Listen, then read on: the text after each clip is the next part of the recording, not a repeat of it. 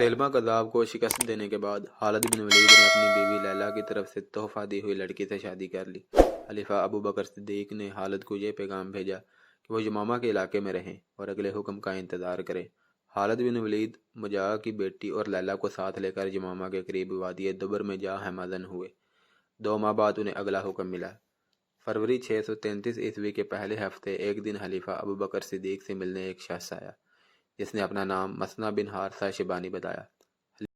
خلیفہ کے لیے اور اہل مدینہ کے لیے وہ ایک غیر اہم بلکہ گمنام آدمی تھا۔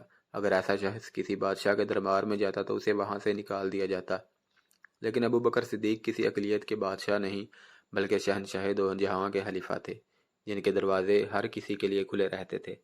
یہ شخص جب خلیفہ ابو بکر صدیق کے پاس آیا اس وقت اس کے چہرے پر تھکن اور شب بیداری کی گہری پرچھائیاں تھیں، کپڑوں پر گرد تھی اور وہ قدرتی روانی سے بول بھی نہیں سکتا تھا۔ کیا مجھے کوئی یہ بتا سکتا ہے کہ یہ اجنبی مہمان کون ہے؟ امیر المومنین ابو بکر صدیق نے پوچھا۔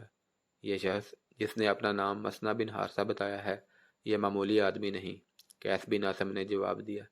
امیر المومنین، اس کے یہاں آنے میں کوئی فریب نہیں۔ شہرت اور عزت جو اس نے پائی ہے وہ اللہ ہر کسی کو عطا کرے۔ ہرمز جو عراق میں فارس کا سالار ہے اور جس کی فوج کی دھاک بیٹھی ہوئی ہے، مسنہ بن حارثہ کا نام سن کے سوچ میں پڑ جاتا ہے۔ امیر المومنین، کسی اور نے کہا، آپ کا اجنبی مہمان بحرین کے قبیلہ بکر بن وائل کا معزز فرد ہے۔ یہ اسلام قبول کرنے والے ان لوگوں میں سے ہے جنہوں نے کفر اور ارتداد کی آندھیوں میں اسلام کی شمع روشن رکھی ہے، اور اس نے ہمارے سالار علا بن حضرمی کے ساتھ مل کر عراق کی سرحد کے علاقوں میں مرتدین کے خلاف لڑائیاں لڑی ہیں۔ امیر المومنین کا چہرہ چمک اٹھا۔ اب انہوں نے مسنہ بن حارثہ کو بدلی ہوئی نگاہوں سے دیکھا۔ ان کے ذہن میں عربی مسلمانوں کے وہ قبائل آ گئے جو ایرانیوں کے محکوم تھے۔ یہ عراق کے علاقے میں آباد تھے۔ یہ تھے بنو لخم، تغلب، ایاد، نمبر اور بنو شیبان۔ ایک روایت کے مطابق یہ وہ عربی باشندے تھے جنہیں پہلی جنگوں میں ایرانی جنگی قیدی بنا کر لے گئے اور انہیں دجلہ اور فرات کے ڈیلٹا کے دلدلی علاقے میں آباد کر دیا۔ ان قبائل نے ایرانیوں کا غلام ہوتے ہوئے بھی اپنے عقیدوں کو اپنے وطن کے ساتھ وابستہ رکھا۔ عرب میں اسلام کو فروغ ملا تو انہوں نے بھی اسلام کو قبول کر لیا۔ عراق سے سجا جیسے چند افراد نے نبوت کے دعوے کیے تو ان محکوم عربوں نے اس ارتداد کے خلاف محاذ بنا لیا۔ ادھر مسلمان ایک ایسی جنگی طاقت بن چکے تھے جن کے سامنے مرتدین اور کفار کے متحدہ لشکر بھی نہ جم سکے۔ میدان جنگ سے ہٹ کر مسلمان جو عقیدہ پیش کرتے تھے وہ دلوں میں اتر جاتا تھا۔ اس طرح سے مسلمان عسکری اور نظریاتی لحاظ سے چھاتے جا رہے تھے، لیکن ابھی وہ آتش پرست ایرانیوں کے خلاف ٹکر لینے کے قابل نہیں ہوئے تھے۔ ایران اس وقت کی بڑی طاقتور بادشاہی تھی جس کے طول و عرض کا حساب نہ تھا۔ اس بادشاہی کی فوج تعداد اور ہتھیاروں کے لحاظ سے بہت طاقتور تھی۔ صرف رومی تھے جنہوں نے ان سے جنگیں لڑیں اور انہیں کچھ کمزور کر دیا تھا۔ اس کے باوجود خلیفہ ابو بکر صدیق ایران کی بادشاہی میں رسول اللہ صلی اللہ علیہ وسلم کا پیغام پہنچانے کا تہیہ کیے ہوئے تھے۔ ایرانی نہ صرف یہ کہ اسلام کو قبول کرنے پر تیار نہ تھے بلکہ وہ اسلام کا مذاق اڑاتے تھے۔ اگر مسلمانوں کا کوئی ایلچی ان کے کسی علاقے کے امیر کے دربار میں چلا جاتا تو وہ اس کی بے عزتی کرتے اور بعض کو قید میں ڈال دیا کرتے تھے۔ حکومتوں اور حکمرانوں کے انداز اور خیالات اپنے ہی ہوتے ہیں، ان کے سوچنے کے انداز بھی مصلحت اور حالات کے تابع ہوتے ہیں، لیکن عوام کی سوچیں ان کے جذبوں کے زیر اثر ہوتی ہیں، اور ملک و ملت کی خاطر عوام آگ اگلتے پہاڑوں کے خلاف بھی سینہ سپر ہو جاتے ہیں۔ اس دور میں عراق ایران کی بادشاہی کا ایک صوبہ تھا۔ اس کا امیر یا حاکم ہرمز تھا جو اس دور میں مانا ہوا جنگجو اور نڈر جنگی قائد تھا۔ ظالم اور بدطینت اتنا کہ اس کے علاقے کے لوگ کسی کے خلاف بات کرتے تو کہتے تھے وہ تو ہرمز سے بڑھ کر کمینہ اور بد فطرت ہے۔ اس کے ظلم و ستم کا زیادہ تر شکار مسلمان تھے جو دجلہ اور فرات کے سنگم کے علاقے میں رہتے تھے۔ ان کے خلاف ہرمز کو یہی ایک دشمنی تھی کہ وہ اسلام کے پیروکار ہیں۔ کسی ایرانی کے ہاتھوں کسی مسلمان کا قتل ہو جانا اور کسی مسلمان عورت کا اغوا کوئی جرم نہیں تھا۔ ہندوؤں کی طرح ایرانی مسلمانوں کو تکلیف پہنچا کر کسی اور بہانے ان کے گھروں کو لوٹ کر اور جلا کر خوشی محسوس کرتے تھے۔ مسلمان خوف و ہراس میں زندگی گزار رہے تھے۔ مسلمان جس علاقے میں آباد تھے اس کی زمین سونا اگلتی تھی۔ اناج اور پھلوں کے پیداوار کے لیے وہ علاقہ بڑا ہی زرخیز تھا۔ یہ علاقہ جو کم و بیش 300 میل لمبا تھا، زرخیزی شادابی کے علاوہ قدرتی مناظر کی وجہ سے حسین خطہ تھا۔ حاکم عیش و عشرت کے لیے اسی علاقے میں آتے اور کچھ دن گزار کر جاتے تھے۔ اس زرخیز اور شاداب علاقے میں مسلمانوں کو آباد کرنے کا یہ مقصد نہیں تھا کہ وہ کھیتی باڑی کریں اور خوشحال رہیں، بلکہ انہیں یہاں مزارعوں کی حیثیت سے رکھا گیا تھا۔ وہ زمینیں کا سینہ چیر کر شبانہ روز محنت اور مشقت سے اناج اور پھل اگاتے، مگر اس میں سے انہیں اتنا ہی حصہ ملتا جو انہیں محض زندہ رکھنے کے لیے کافی ہوتا تھا۔ زمین کی اگلی ہوئی تمام دولت حاکموں کے گھروں میں اور ایرانی فوج کے پاس چلی جاتی تھی۔ مسلمان مزاروں کے لیے غربت اور ایرانیوں کی نفرت رہ جاتی تھی۔ مسلمان اپنی جوان بیٹیوں کو گھروں میں چھپا کر رکھتے تھے۔ کسی ایرانی فوجی کو کوئی مسلمان لڑکی اچھی لگتی تو وہ کسی نہ کسی بہانے یا اس کے گھر والوں پر کوئی الزام عائد کر کے اسے اپنے ساتھ لے جاتا تھا۔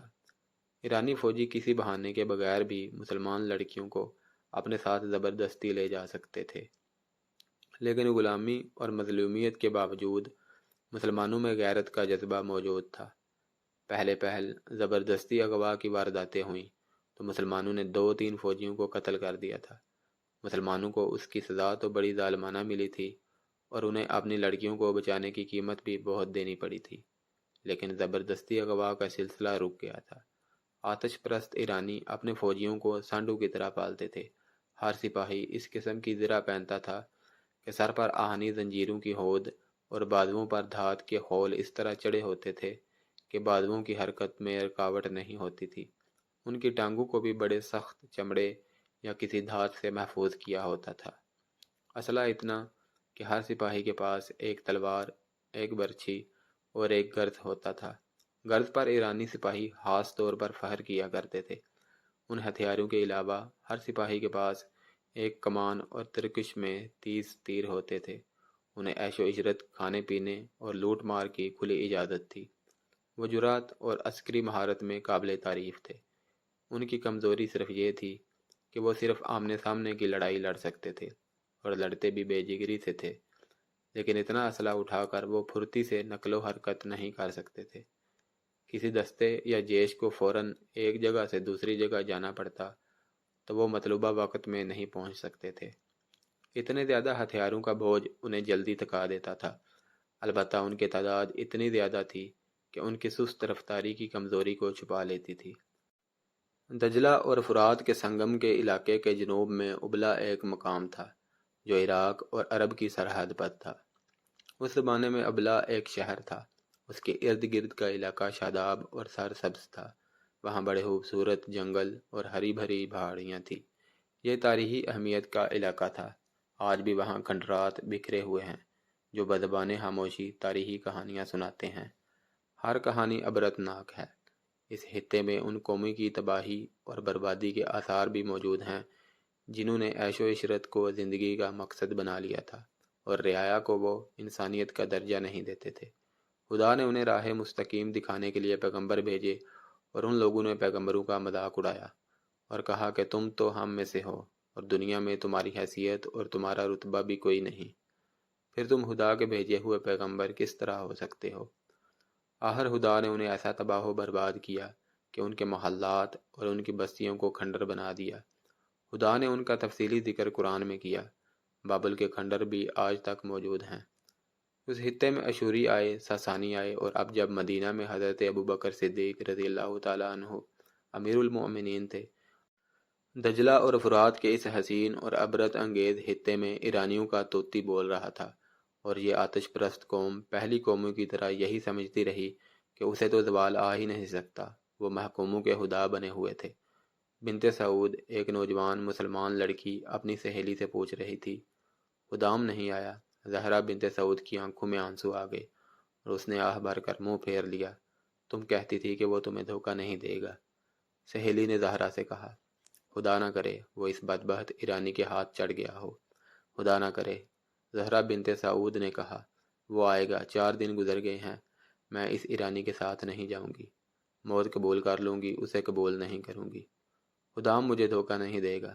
زہرا سہیلی نے اسے کہا، کیا یہ بہتر نہیں ہوگا کہ تم اس ایرانی کماندار کو قبول کر لو؟ تمہارے خاندان کے لیے بھی یہی بہتر ہوگا۔ یہی ہے نا کہ تمہیں اپنا عقیدہ بدلنا پڑے گا، ساری عمر عیش تو کرو گی نا۔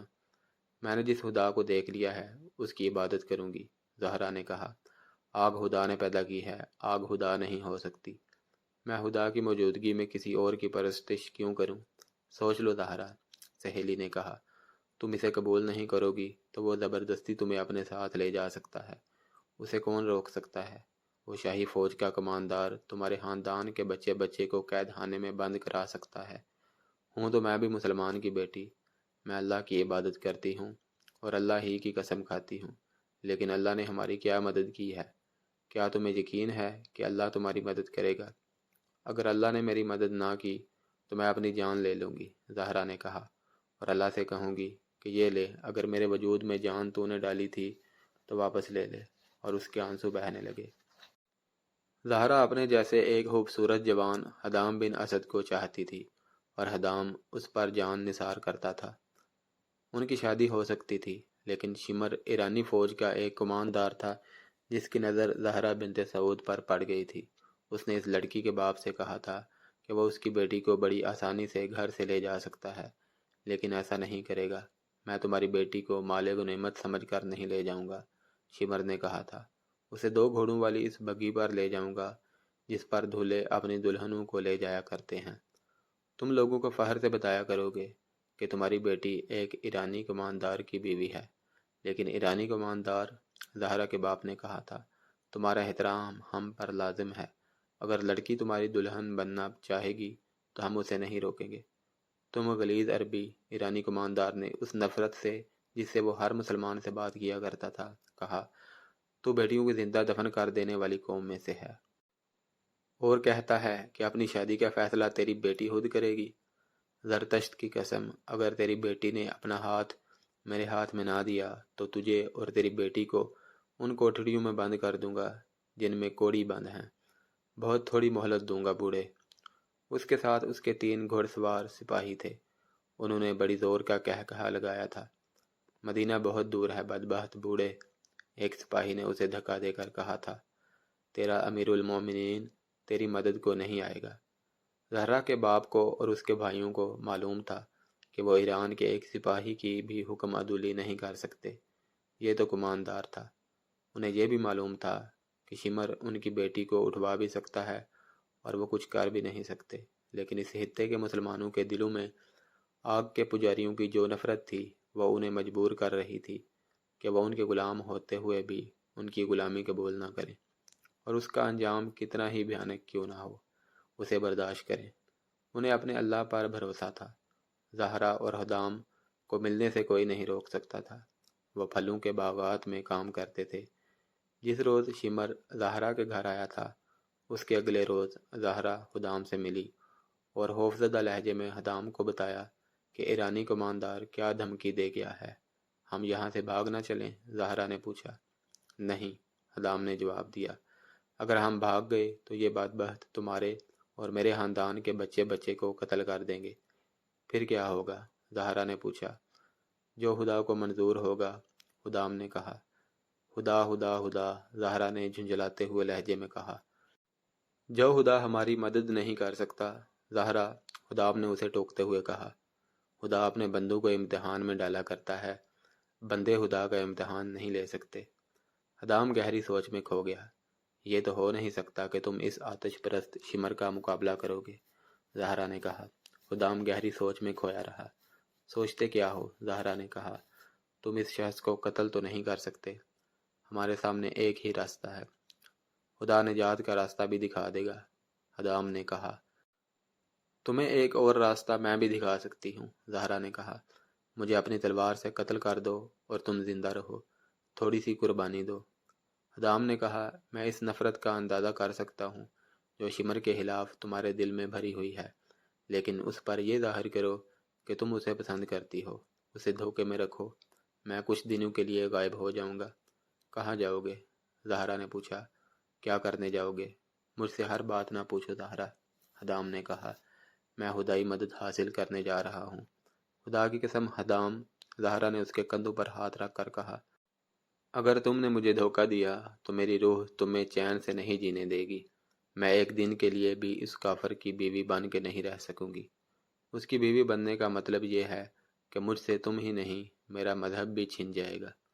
اگر تم مذہب کی اتنی پکی ہو تو خدا ہماری مدد کو آئے گا، خدام نے کہا۔ خدام، زہرا نے مایوسی کے لہجے میں کہا، میں مذہب کی تو پکی ہوں، لیکن خدا پر میرا عقیدہ متزلزل ہوتا جا رہا ہے۔ خدام کچھ اور کہہ نہیں لگا تھا کہ باغ میں کام کرتے ہوئے لوگوں میں ہڑبونگ سی مچ گئی۔ 3-4 آدمیوں نے خدام کو پکارا۔ زہرا اٹھی اور وہیں سے پودوں میں غائب ہو گئی۔ خدام نے اٹھ کر دیکھا، کچھ دور پر ایرانی کماندار شمر اپنے گھوڑے پر سوار آ رہا تھا۔ اس نے دور ہی سے کہا تھا کہ خدام کو اس کے پاس بھیجا جائے۔ خدام آہستہ آہستہ چلتا شمر کی طرف گیا۔ تیز چلو، شمر نے گھوڑا روک کر دور سے کہا۔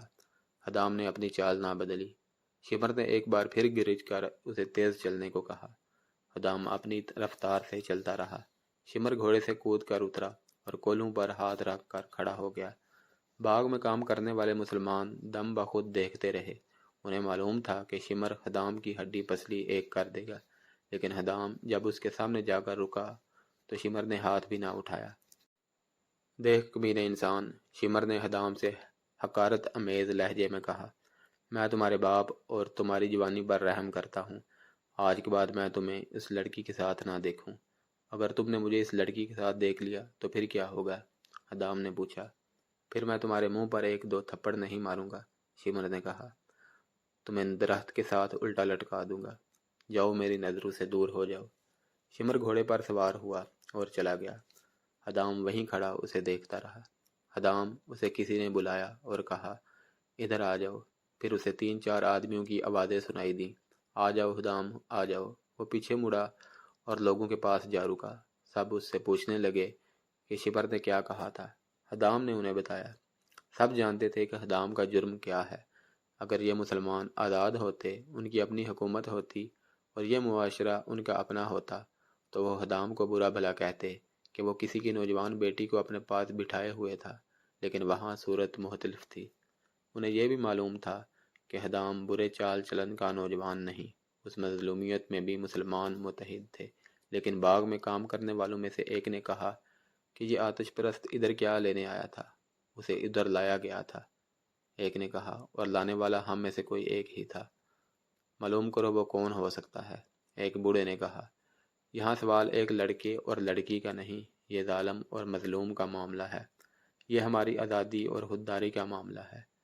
آج اگر اس شخص نے ذرا سی بات پر مخبری کی ہے تو کل وہ بہت بڑی غداری کر سکتا ہے۔ سب پر خاموشی طاری ہو گئی۔ ایک ادھیڑ عمر عورت جو ان آدمیوں کے پیچھے کھڑی تھی بول پڑی، میں بتاتی ہوں وہ کون ہے، اس عورت نے کہا، اور ان آدمیوں میں بیٹھے ہوئے ایک آدمی کی طرف دیکھنے لگی۔ عورت نے ہاتھ لمبا کر کے انگلی سے اس کی طرف اشارہ کیا اور پوچھا، ابو نصر، تم وہاں اس ٹیکری کے پیچھے کھڑے کیا کر رہے تھے؟ ابو نصر کے ہونٹ ہلے، لیکن وہ کچھ کہہ نہ سکا۔ اسی سے سب سمجھ گئے کہ یہ شخص آتش پرستوں کا مخبر ہے۔ اس نے آخر اس الزام کو تسلیم نہ کیا۔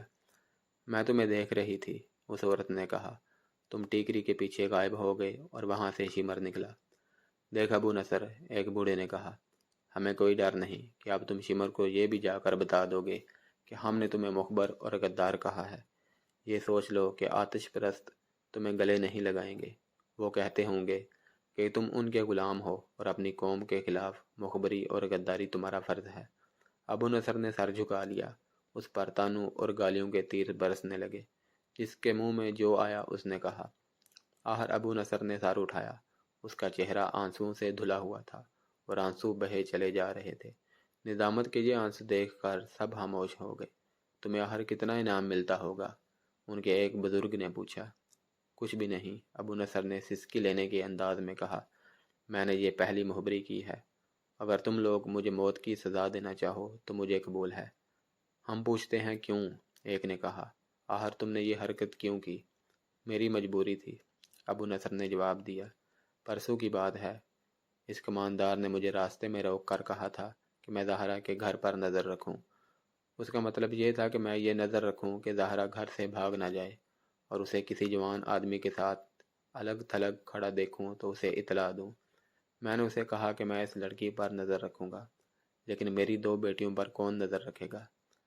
میں نے کہا کہ شاہی فوج کے کماندار اور سپاہی ہماری بیٹیوں کو بری نظر سے دیکھتے رہتے ہیں۔ شمر میری بات سمجھ گیا۔ اس نے کہا کہ تمہاری بیٹیوں کو کوئی شاہی فوجی آنکھ اٹھا کر بھی نہیں دیکھے گا۔ اس نے میرے ساتھ پکا وعدہ کیا کہ وہ میری بیٹیوں کی عزت کی حفاظت کا پکا انتظام کر دے گا۔ یہ میرے لیے بہت بڑا انعام تھا۔ خدا کی قسم، بوڑھے نے کہا، تم اس قابل نہیں ہو کہ تمہیں مسلمان کہا جائے۔ تم نے اپنی بیٹیوں کی عزت بچانے کے لیے اپنے بھائی کی بیٹی کی عزت کا خیال نہ کیا۔ تجھ پر خدا کی لعنت ہو ابو نصر۔ ایک اور بولا، تو جانتا ہے کہ ان آتش پرستوں کے وعدے کتنے جھوٹے ہوتے ہیں۔ ان میں تمہیں کوئی ایک بھی نہیں ملے گا جو کسی مسلمان سے وفا کرے۔ اپنی بیٹیوں کی عزت کی حفاظت کے لیے ہم خود موجود ہیں۔ ایک اور نے کہا، تمہاری بیٹیاں ہماری بیٹیاں ہیں، میں اسے معاف کرتا ہوں۔ زہرا کے باپ سعود نے کہا، اور میں بھی اسے معاف کرتا ہوں۔ حدام بولا، خدا کی قسم میں شمر سے انتقام لوں گا۔ جوش میں مت آ لڑکے، بزرگ عرب نے کہا، کچھ کرنا ہے تو کر کے دکھا، اور یہ بھی یاد رکھ کہ جوش میں آ کے مت بول، دماغ کو ٹھنڈا کر کے سوچ۔ دوسری صبح جب یہ مسلمان کھیتوں اور باغوں میں کام کرنے کے لیے گئے تو ان میں حدام نہیں تھا۔ ہر کسی نے حدام کے باپ سے پوچھا کہ وہ کہاں ہے۔ باپ پریشان تھا، اسے صبح پتہ چلا تھا کہ حدام غائب ہے۔ زرتشت کے پجاری میرے بیٹے کو کھا گئے ہیں، حدام کے باپ نے روتے ہوئے کہا۔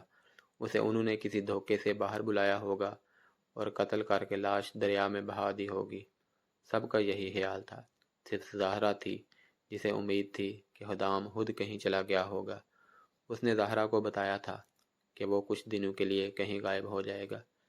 زہرا نے یہ بات کسی کو نہ بتائی، بلکہ اس نے بھی یہی کہا کہ حدام کو ایرانیوں نے غائب کر دیا ہے۔ زہرا نے اپنی سہیلیوں سے کہا کہ وہ 2-3 روز ہی حدام کا انتظار کرے گی، وہ نہ آیا تو دریا میں ڈوب مرے گی۔ 3-4 روز بعد رات کو شمر فوج کی ایک چوکی میں بیٹھا 2 نو عمر لڑکوں کا رقص دیکھ رہا تھا۔ ایران کے شاہی درباروں میں ایسے لڑکوں کا رقص مقبول تھا جن کے جسم لڑکیوں کی طرح دلکش، گداز اور لچکدار ہوتے تھے۔ انہیں ایسا لباس پہنایا جاتا تھا جس میں وہ نیم عریاں رہتے تھے۔ شمر شاہی خاندان کا فرد تھا۔ اس رات یہ 2 لڑکے اس نے اپنے سپاہیوں کے لیے بلائے تھے۔ شراب کا دور چل رہا تھا، سپاہی چیخ چیخ کے داد دے رہے تھے۔ شراب میں بد مست ہو کر 2-3 سپاہیوں نے بھی لڑکوں کے ساتھ ہی ناچنا شروع کر دیا۔ شمر کے حکم پر ان سپاہیوں کو دوسرے سپاہی اٹھا کر چوکی سے باہر پھینک آئے۔ یہ چوکی چھوٹا سا ایک قلعہ تھا، لیکن اس کے دروازے رات کو بھی کھلے رہتے تھے۔ ایرانیوں کو کسی دشمن کے حملے کا خطرہ نہیں تھا، وہ اپنے آپ کو ناقابل تسخیر سمجھتے تھے۔ رقص جب اپنے عروج کو پہنچا اور شراب کا نشہ شمر اور اس کے سپاہیوں کے دماغ کو معاف کرنے لگا تو سنسناتا ہوا ایک تیر آیا جو شمر کی گردن میں ایک طرف سے لگا اور اس کی نوک دوسری طرف سے باہر نکل گئی۔ شمر دونوں ہاتھ اپنی گردن پر رکھ کر اٹھا۔ سپاہیوں میں ہڑبڑ مچ گئی، وہ سب شمر کے گرد اکٹھے ہو گئے۔ 3-4 اور تیر آئے، 3-4 چیخیں سنائی دی، پھر ان ایرانیوں پر جیسے قیامت ٹوٹ پڑی ہو۔ انہیں سنبھلنے کا موقع ہی نہ ملا۔ ان میں سے جو بھاگ کر دروازوں کی طرف گئے وہ دروازوں میں کٹ گئے۔ چوکی والوں کو کہیں سے بھی مدد نہیں مل سکتی تھی، کسی بھی دروازے سے کوئی باہر نہیں نکل سکتا تھا۔ انہیں ہتھیار اٹھانے کی تو مہلت ہی نہیں ملی تھی۔ اس حملے میں جو بچ گئے وہ زمین پر لیٹ گئے۔ یہ ایک طوفان تھا یب گولا جو غیر متوقع طور پر آیا اور جب گزر گیا تو اپنے ساتھ وہ تمام مال و دولت جو اس چوکی میں تھا لے گیا۔ پیچھے لاشیں رہ گئیں، یا تڑپتے ہوئے زخمی، یا وہ اچھے بھلے ایرانی سپاہی جو جان بچانے کے لیے لاشوں اور زخمیوں میں لیٹ گئے تھے۔ بہت دور صبح ہوئی۔ مسلمان کھیتوں اور باغوں میں کام کرنے کے لیے گھروں سے نکل رہے تھے کہ گھڑ سوار ایرانی فوج نے ان کی بستی کو گھیرے میں لے لیا۔ دوسری چوکی کو اس وقت اس چوکی پر حملے کی اطلاع ملی تھی جب حملہ آور اپنا کام کر کے نکل گئے تھے۔ مسلمانوں کو کام پر جانے سے روک لیا گیا۔ ایرانی فوجیوں نے مردوں کو الگ اکٹھا کر کے کھڑا کر دیا۔ ان کے گھروں سے عورتوں کو باہر نکال کر مردوں سے دور کھڑا رہنے کا حکم دیا۔ فوجی ان کے گھروں میں گھس گئے۔ اور اس طرح تلاشی لی جیسے ان کے مکانوں کے فرش بھی کھود کر دیکھے ہوں۔ انہیں کسی گھر سے ایسی کوئی چیز نہ ملی جو شک پیدا کرتی، البتہ سپاہیوں کو اپنے کام کی جو چیزیں نظر آئیں وہ انہوں نے اٹھا لیں۔ پھر انہوں نے عورتوں اور مردوں کو اکٹھا کھڑا کر کے انہیں دھمکیاں دیں۔ مسلمانوں کے ساتھ یہ سلوک ان کے لیے نیا نہیں تھا، کسی نہ کسی بہانے ان کے گھروں کی تلاشی ہوتی ہی رہتی تھی۔ اس کے بعد انہیں اسی طرح کی دھمکیاں ملتی تھی، لیکن اب ایرانیوں کو معقول بہانہ ملا تھا۔ رات ایک مضافاتی چوکی پر بہت سے آدمیوں نے شب خون مارا ہے۔ ایک ایرانی کماندار نے مسلمانوں سے کہا، ہمارا ایک کماندار اور 60 سپاہی مارے گئے اور بہت سے زخمی ہوئے ہیں۔ اگر تم میں کوئی مرد یا عورت اس گروہ کے کسی ایک آدمی کو بھی پکڑوائے گا اسے انعام ملے گا، نقد انعام کے علاوہ اسے اس فصل کا آدھا حصہ ملے گا۔ اس نے سب پر نگاہ دوڑائی اور پوچھا، ایک دوسرے کو دیکھ کر بتاؤ کہ تم میں کون غیر حاضر ہے۔ سب نے ادھر ادھر دیکھا، لیکن وہ یہ نہیں دیکھ رہے تھے کہ کون غیر حاضر ہے۔ ان کی نگاہیں حدام کو ڈھونڈ رہی تھیں۔ وہ 3-4 دنوں سے بستی سے غائب تھا۔ سب نے دیکھا کہ حدام وہاں موجود تھا۔ سب نے سکون کی سانس لی۔ پھر بہت سی آوازیں اٹھیں کہ کوئی بھی غیر حاضر نہیں۔ ایرانی فوجیوں کے جانے کے بعد جنہیں معلوم تھا کہ حدام 3-4 روز غائب رہا ہے، وہ باری باری اسے پوچھنے لگے کہ وہ چلا کہاں گیا تھا۔ میں شمر کے ڈر سے بھاگ گیا تھا، حدام نے ہر کسی کو یہی جواب دیا۔ اس کے باپ نے سب کو بتایا کہ حدام گزشتہ رات کے پچھلے پہر آیا تھا۔ اس روز باغ میں کام کرتے ہوئے زہرا اور حدام کام سے کھسک گئے اور اس جگہ جا بیٹھے جہاں انہیں کوئی دیکھ نہیں سکتا تھا۔ زہرا خوشی سے پاگل ہوئی جا رہی تھی اور وہ رہ رہ کر حدام کی بلائیں لیتی تھی۔ یہ کیسے ہوا حدام؟ اس نے خوشی سے لڑکھڑاتی ہوئی زبان سے پوچھا۔ یہ ہوا کیسے؟ اسے اللہ کی مدد کہتے ہیں زہرا، حدام نے کہا۔ اب نہ کہنا کہ خدا مدد نہیں کرتا۔ حدام زہرا سنجیدہ ہو گئی، جیسے اس کے ہونٹوں پر کبھی مسکراہٹ آئی ہی نہ ہو۔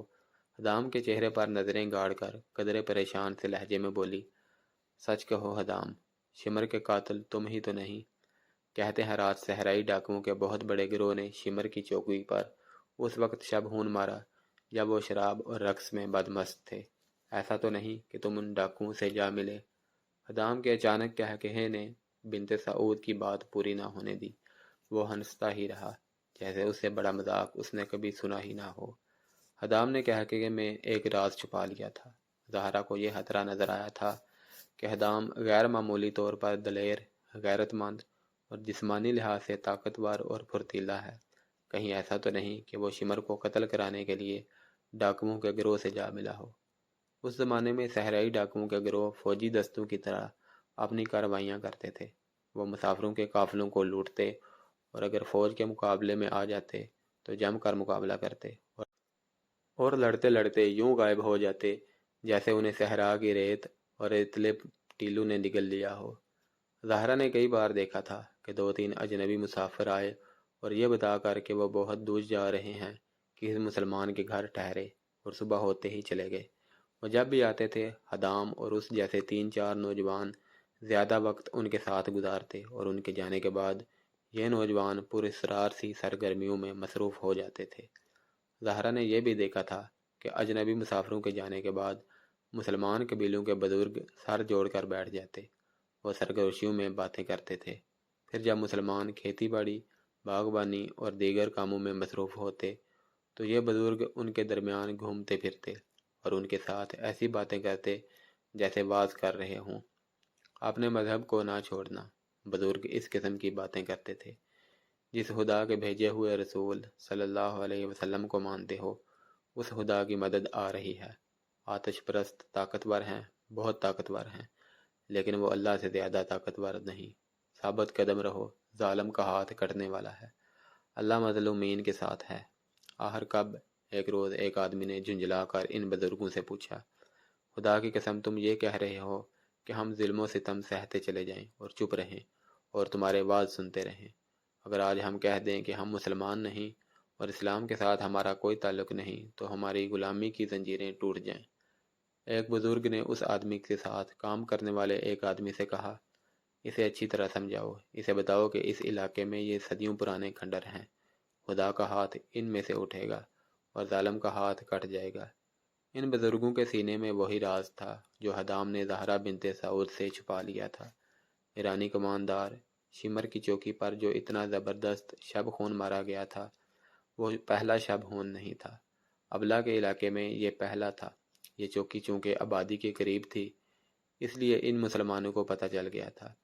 اگر ان کے گھروں کی تلاشی نہ لی جاتی تو شاید انہیں پتہ ہی نہ چلتا۔